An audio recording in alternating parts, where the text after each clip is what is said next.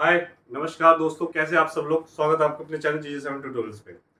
मैं मनीष, आपका टीचर, आपका दोस्त, स्वागत करता हूँ आपका दोबारा अपने चैनल पे। तो दोस्तों, पिछले वीडियो में भी आपने देखा कि हम लोगों ने NIS सीरीज चला रखी है और हिंदी का हम लोग आज नया चैप्टर लेके आए। बहुत प्यारा चैप्टर है, पार्ट 7, आज़ादी। आज़ादी तो वैसे तो कविता है, पर कविता के साथ हमारे लाइफ में बहुत बड़ी सीख है। तो वीडियो स्टार्ट करने से पहले मैं सभी लोगों का धन्यवाद बोलना चाहता हूँ जो पहली बार वीडियो पे आए। तो आप लोगों से यही रिक्वेस्ट करूंगी कि आप लोग वीडियो के एंड तक बने रहे। जरूर आप लोग मानिए कि वीडियो में बहुत मजा आएगा, अच्छे से सीखेंगे और आप लोगों को बहुत अच्छे से समझ में भी आएगा। तो ज़्यादा टाइम ना लेते हुए वीडियो स्टार्ट करते हैं। तो वीडियो में चलिए स्टार्ट करते हैं आज चैप्टर पार्ट 7, आज़ादी। तो आप लोग यहाँ देख रहे हैं, जैसे उस्ताद जी, आज़ादी क्या होती है।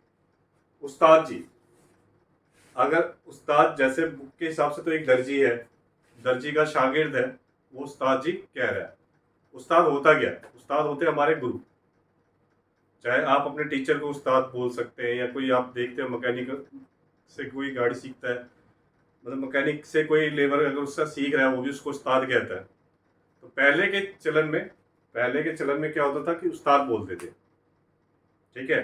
कोई उस्ताद बोलता है, कोई गुरु जी बोलता है, लोकल लैंग्वेज जहाँ की जो भी हो। और ये कर्नाटक के पास की है, लेखक जो है हमारे कर्नाटक के हैं, तो इसलिए थोड़ा सा कर्नाटक टच भी है। तो चलिए स्टार्ट करते हैं। उस्ताद जी, आजादी क्या होती है? पूछा दर्जी के उस शागिर्द ने। किसके? दर्जी के उस शागिर्द ने। दर्जी यहाँ पे उस्ताद मतलब गुरु है, शागिर्द मतलब चेला, ठीक है। तो उसके बाद है, क्या वह चारागाह में उछल कूद मचाता नन्हा सा बछड़ा है, या सूरज में घोंसला बनाने की उड़ जाती चिड़िया, या उत्तर दिशा में दौड़ती सीटी बजाती रेलगाड़ी, या अंधेरे में चलाए मुसाफिर जिसकी कामना करता है हेवन लैंप पोस्ट। निश्चित नींद, या इस अनंत कपड़े शाश्वत रूप से गतिमान पहिए और कभी ना रुकने वाली सुई से मेरी मुक्ति। ये सब क्वेश्चंस हैं किसके? शागिर्द के। आप लोग भी अपने माता पिता से क्वेश्चन पूछते हैं जब आप छोटे थे, और अभी भी पूछते हैं, या आपने स्कूल के टीचर से भी आप लोग पूछते हैं कि सर इसका मतलब क्या है। क्योंकि जिसके अंदर उत्सुकता बनी रहती है वही चीजें सीख पाता है। तो यहाँ भी शागिर्द के अंदर बहुत सारी चीजों की उत्सुकता है, और दर्जी क्या जवाब देता है। तो चलिए आइए हम इस चैप्टर से पढ़ेंगे। तो बहुत ही बच्चों का एक प्रॉब्लम्स होती है क्या, कि NIS में पढ़ने के बाद उनको हिंदी थोड़ा सा क्लियर नहीं होता, एक एक लाइन थोड़ा समझाना पड़ता है। तो आज मेरी एक कोशिश है, आप लोग बताइए कोशिश कैसी लगी। तो मैं आपके बुक के माध्यम से ही आप लोगों को समझाने की कोशिश करूंगा। तो वीडियो थोड़ी लंबी हो सकती है, पर आप लोग जरूर सीख के जाएंगे। तो वीडियो के एंड तक बने रहिए। तो चलिए सीखते हैं कि आप लोग अपनी बुक में ये कविता देख सकते हैं, ठीक है। कि उस्ताद जी क्या होती है, पूछा दर्जी के उस शागिर्द ने। तो अब सीधा इसके अंश पे चलते हैं, क्योंकि कविता तो आप लोग बुक से भी पढ़ लेंगे। तो अंश से मैं आपको पूरा कविता समझाने की कोशिश करूंगा, ये पार्ट है क्या।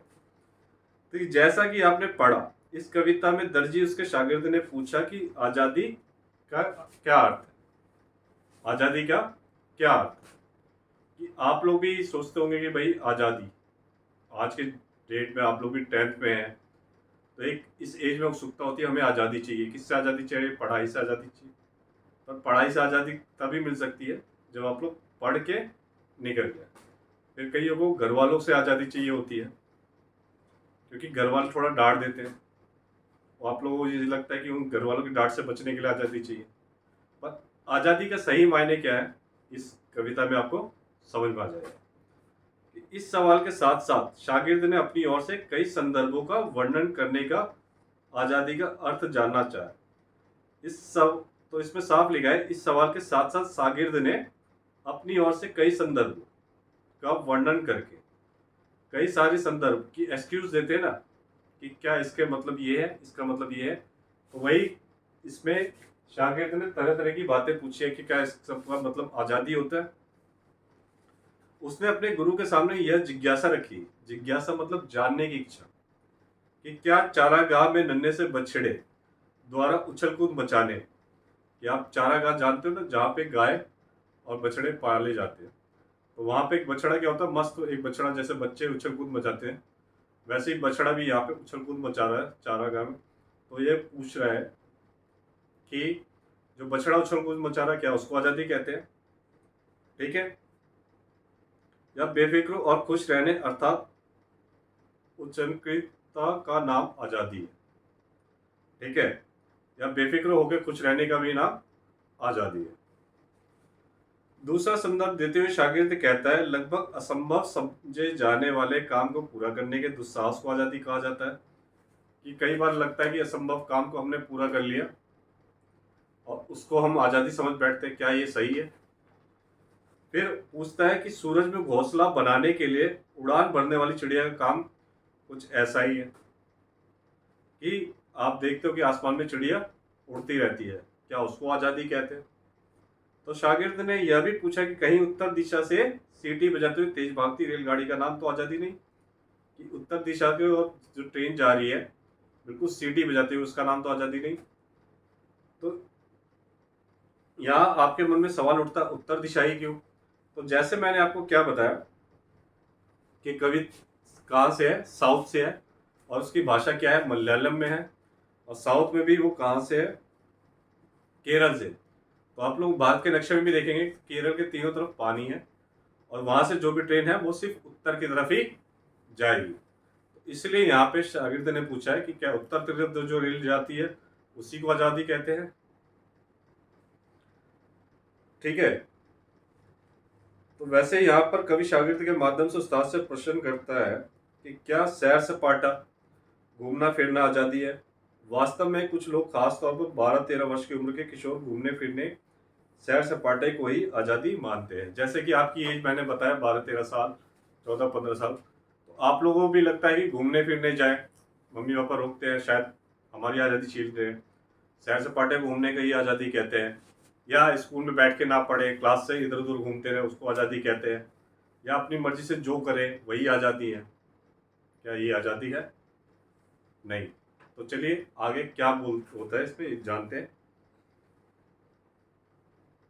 तो इसीलिए शागिर्द का यह प्रश्न अनुचित नहीं है, क्योंकि शागिर्द भी क्या है, एक छोटा सा बच्चा, उसके हर इंसान को अपने हिसाब से जो जीने की वो इच्छा, वही आज़ादी लगती है। और एक आप लोग जैसे हो वैसे शागिर्द भी आप ही के एज का है, उसको भी लगता है कि बस मुझे ये सब मिल जाए कि जहाँ मैं घूमूं फिरूं खाऊं पीऊं, वही आज़ादी है। तो यहाँ पे कवि कहता है कि यहाँ पे शागिर्द का ये पूछना कि ये गलत नहीं है कि क्या इसे आज़ादी कहते हैं, क्योंकि यहाँ पे शागिर्द अपने एज के हिसाब से पूछ रहा है, अपने उम्र के हिसाब से पूछ रहा है। ठीक है, अपने अगले प्रश्न में शागिर्द पूछता क्या है कि क्या अंधेरे में भटकने वाले को लैंप पोस्ट मिल जाए तो उसकी परेशानी समाप्त हो जाती है? कि कहीं आप अंधेरे में भटक रहे हैं, कहीं आप रास्ता ढूंढ रहे हैं और वहां पे आपको लैंप पोस्ट मिल जाए, क्या लैंप पोस्ट मिलने से आपका रास्ता मिल जाता है? नहीं, नहीं ना, क्योंकि आपको जहां पहुंचना है वहां तो पहुंचोगे ही, पर लैंप पोस्ट मिलने से क्या होता है, आपको थोड़ी राहत मिल जाती है, थोड़ा आपका रास्ता अच्छे से दिख जाता है। और आपको जहां तक पहुंचना है वो आपकी जर्नी है, तो क्या आज़ादी है? इसका आप कमेंट के माध्यम से बताइए मुझे। ठीक है, इस प्रश्न को ये समझिए कि हम किसी यात्रा पर निकले और यात्रा के दौरान अंधेरा हो जाए, अंधेरे में कहीं आश्रय मिल जाए और हम रुक जाए, क्या यह कुछ समय के लिए रुकना यात्रा का अंत हो सकता है? नहीं होता, जैसे कि मैंने आपको बताया।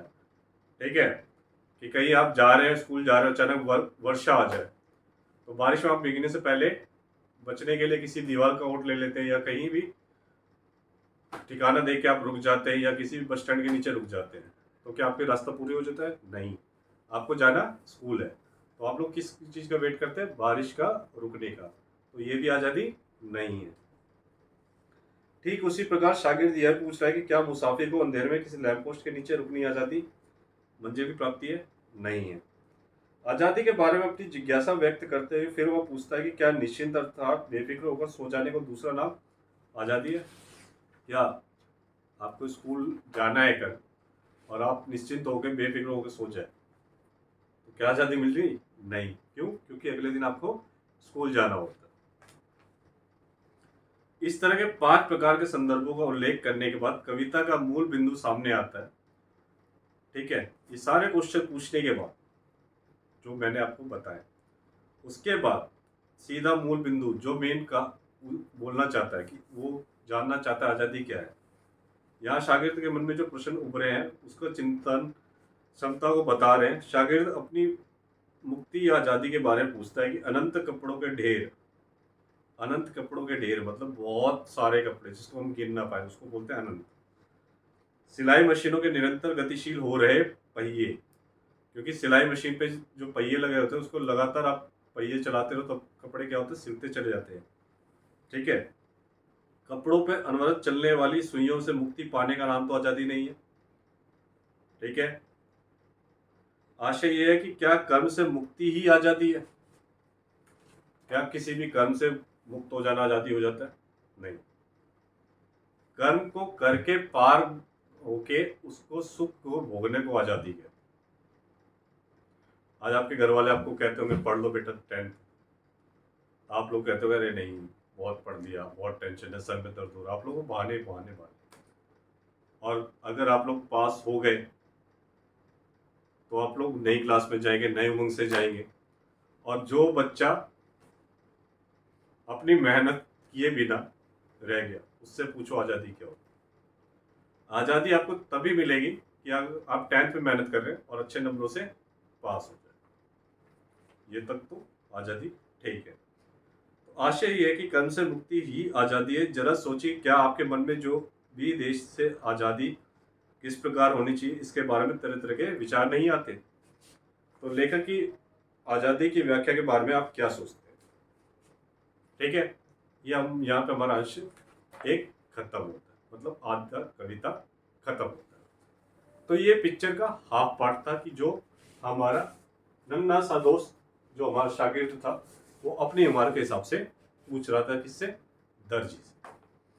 अब दर्जी क्या रिप्लाई करता है कि मतलब एक शिष्य ने पूछा तो अब उसका गुरु जो उस्ताद है, उस्ताद जी क्या कहते हैं चला उनकी भी सुन ले। तो उस्ताद जी कहते हैं आइए अब हम इस पार्ट को दूसरे अंश को समझने की पूर्ण ध्यानपूर्वक पढ़ ले जो हाशिए में दिया गया। तो दर्जी ने क्या जवाब दिया, ध्यान से सुनिएगा कि आजादी का मतलब है भूखे को खाना, भूखे को खाना। ये क्यों कहा गया है कि आप अगर भूखे हैं, भूखे को खाना मतलब अगर जो भी कोई इंसान भूखा है तो भूखे पेट भजन नहीं होता, तो भूखे पेट कोई काम नहीं होता। वो जब भोजन करता है और उसके पेट में जो अन्न जाता है, अन्न जाके जो उसको खुशी मिलती है उसको बोलते हैं आजादी। भूखे के लिए वही आजादी होती है। दूसरा, प्यासे को पानी, कोई प्यासा है और उसको पानी मिल जाए वही सबसे बड़ी उसके लिए आजादी है। ठंड से ठिठुरते ऊनी कपड़ा, कोई भी गरीब आप देख रहे हो रोड के पार, अभी सर्दियां बीती है आपने देखा होगा वहाँ कई लोग ठंड से ठिठुर गए, उसको अगर हम लोग कपड़ा देते हैं और वो ठंड से बच जाता है उसके लिए वही आजादी है। और थके मांदे को बिस्तर, कि कोई काम से लौट रहा बिल्कुल थक गया है, उससे आप और बात करना चाहे नहीं, वो चाहता क्या है कि बिस्तर मिल जाए और आराम से सो जाए, उसके लिए वही आजादी। आजादी कविता के लिए एक शब्द कि शिकारी के लिए तीर, तन्हाई के मारे के लिए महफिल है, डरे हुए के लिए पनाह आजादी यानी अज्ञानी को ज्ञान, ज्ञानी को कर्म, कर्मठ को बलिदान और बलिदानी को जीवन। ठीक है, इसका मतलब क्या कहता है दर्जी कि इसके बाद दर्जी ने शागिर्द से कहा कि आजादी एक अभिव्यक्ति है, आजादी एक अभिव्यक्ति है जिसका माध्यम शब्द है। कि आजादी वो फीलिंग है जिसका माध्यम एक शब्द। कैसे? कि जो बच्चा एनआईएस में बहुत मेहनत कर रहा है, बहुत मेहनत कर रहा है और जब वो पास हो जाता है तो उसकी जो फीलिंग है वो है आजादी। आप स्कूल जा रहे हो, आपको बहुत सारी परेशानी हुई और जब आप सारी परेशानियों को पार करके जब स्कूल पहुंच जाते हो, उसको कहते हैं आज़ादी। आप जब 10th पास कर लेंगे, जब आपके घर वालों के जो चेहरे पे खुशी आएगी, वो आपके लिए 10th से आज़ादी, पढ़ाई से नहीं, 10th से आज़ादी। ठीक है। तो क्या आप जानते हैं कि शब्द या अभिव्यक्ति का आज़ादी से क्या संबंध है? जो हमें उचित या अनुचित लगता है और हमें उसे सच्चाई से शब्दों में व्यक्त न कर पाए, तो हम स्वतंत्र नहीं है।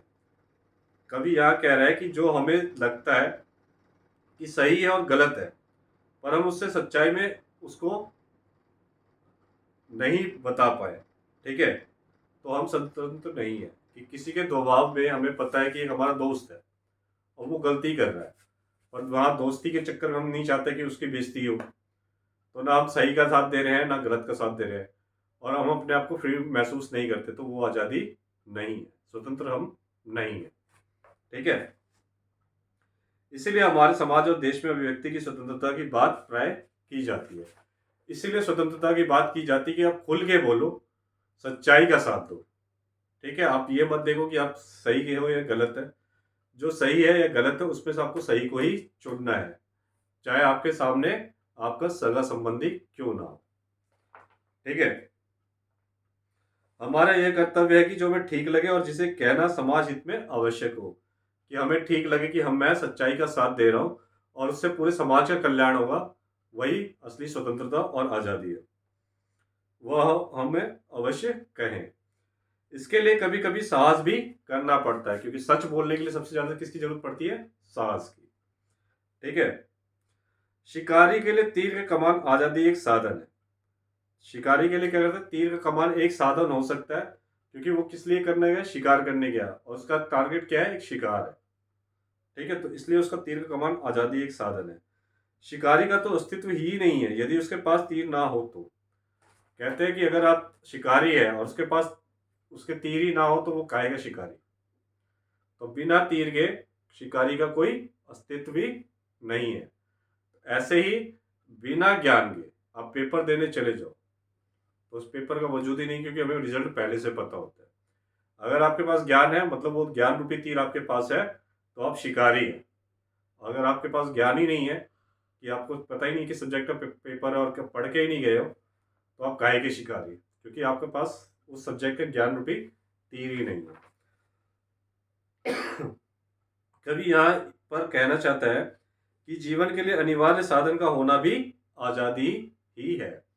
अनिवार्य साधन मतलब आपको कहीं जाना है, आपके पास जो आप कपड़ा पहन के जाना चाहते हो वो कपड़ा आपके पास है, जिस चीज़ से आप जाना चाहते हो वो चीज़ आपके पास है, मतलब आप जो भी कर्म करना चाहते हो आपके पास उस चीज़ का साधन है, तो आप आज़ाद हो। आपको किसी से मांगने की जरूरत नहीं पड़ी, ना किसी को बताने की जरूरत पड़ी। आप जो चीज़ चाहे वो कर सकते हैं, वो आपके लिए आज़ादी है। ठीक है।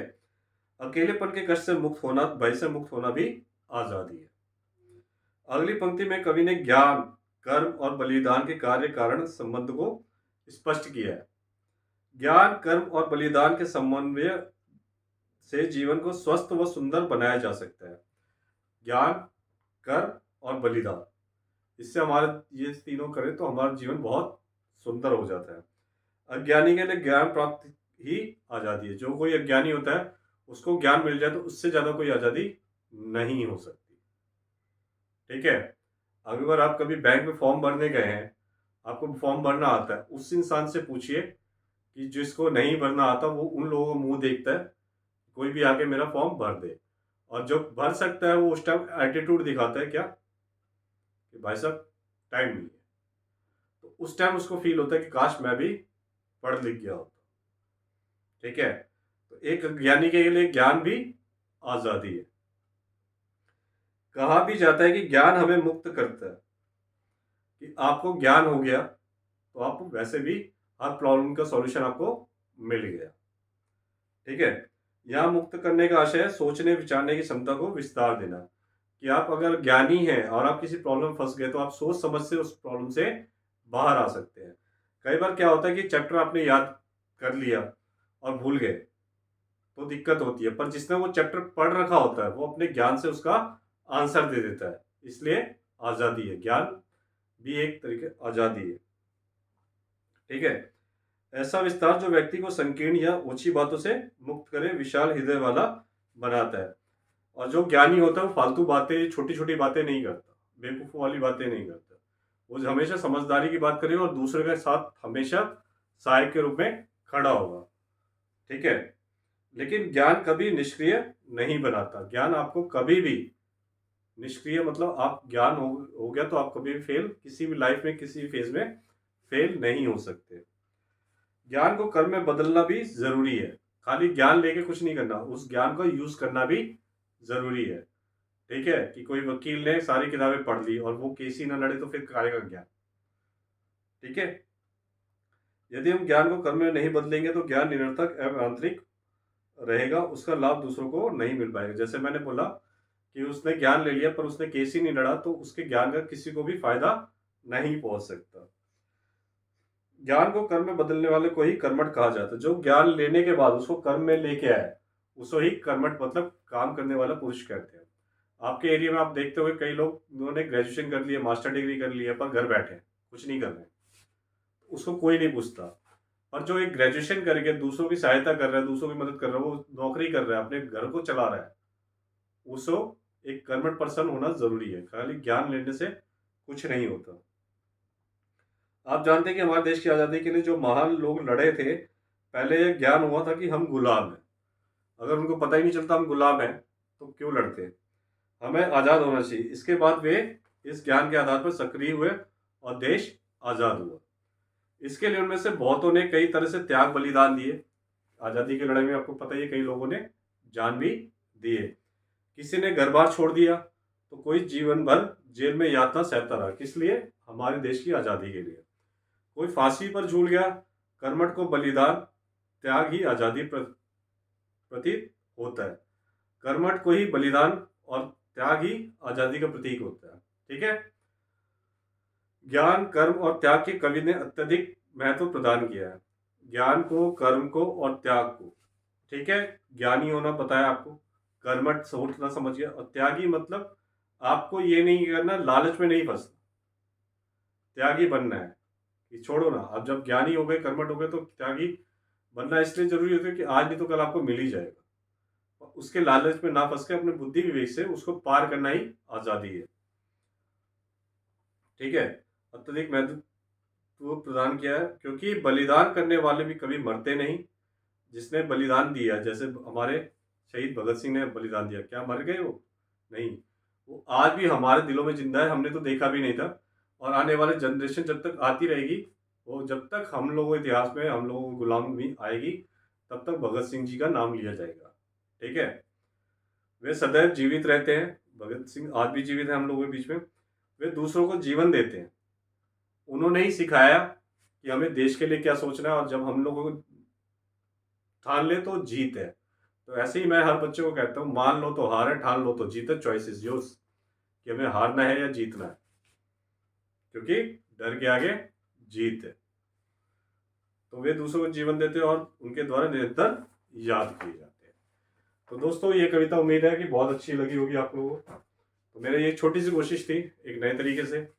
आप लोग कमेंट के माध्यम से बताइएगा आपको कैसा लगा। तो अभी क्वेश्चन आंसर भी सीरीज जल्दी स्टार्ट करूंगा, और जल्दी नेक्स्ट वीडियो में नेक्स्ट नए चैप्टर के साथ मिलूंगा। तो वीडियो के एंड के तक बने रहने के लिए धन्यवाद। जो पहली बार आया है वीडियो पे, तो प्लीज़ लाइक सब्सक्राइब कर दीजिएगा और बेल आइकन दबाना जरूर मत भूलिएगा, क्योंकि मेरी जो नई वीडियोज़ है आपके पास पहुंचते रहेंगे। तो ये छोटी सी कोशिश है कि आप लोगों को मेरे माध्यम से थोड़ा सा पढ़ाई मिल जाए। और जो आप, कई लोगों ने इस चैप्टर को पढ़ लिया होगा, तो आप लोग शेयर जरूर करिएगा, ताकि आपको नहीं तो जिसको ये जरूरत हो उस तक ये पहुंच सके। तो वीडियो में एंड तक बने रहने के लिए धन्यवाद। प्लीज़ लाइक सब्सक्राइब और कमेंट करना ज़रूरी है, तो कमेंट जरूर कर दीजिएगा। और